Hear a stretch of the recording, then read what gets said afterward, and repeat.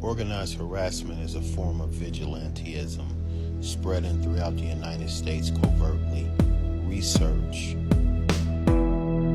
Ever had an agent come up to you and say, "Would you like to make some money by reporting what you see about this person?"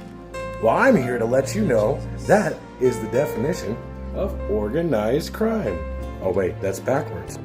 Organized Crime 101, or organized crime. Criminal activities that are planned and controlled by powerful groups and carried out on a large scale, aka gang stalking. The part that they don't like to tell you is they will use drugs, try to make you look like you have mental health issues, discredit you, funnel your social media platforms like TikTok, Facebook, Instagram, all those things. They will intentionally put other people in there to talk with you. They'll follow you around, and then they'll try to disrupt your peace in any way possible. You're working for organized crime. You work with an agency involved with other agencies on a large scale, and any money you took, that's illegal. Stalking. They think that they can follow someone around, disrupt their finances, where they live, their home, housing situation, relationships, friends, tell stories, manipulate police officers.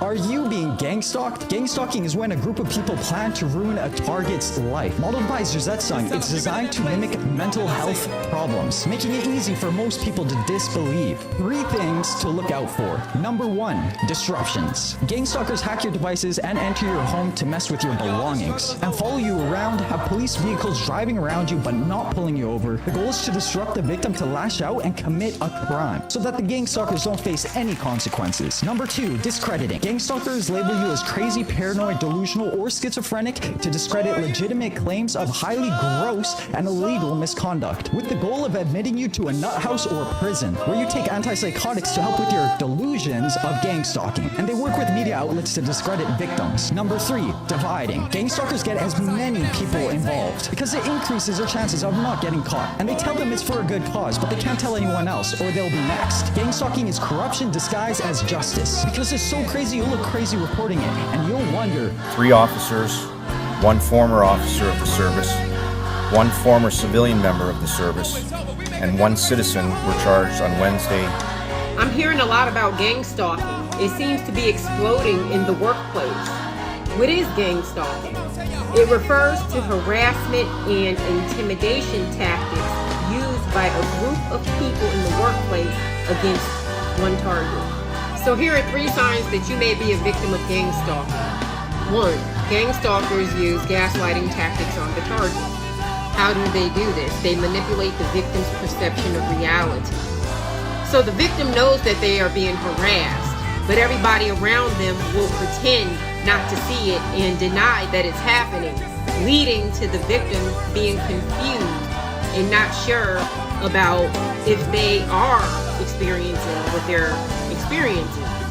Number 2 is attacking credibility. This happens when an employee's integrity and credibility are always under the microscope. No matter what they do, there's always doubt inserted. When someone's integrity and credibility are constantly being attacked, that makes them ripe for harassment. Essentially, they're being called a liar without being called a liar, and it's implied that they are suffering from some type of mental illness.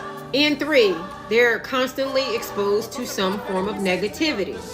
They are subjected to criticism, and a lot of it in verbal abuse.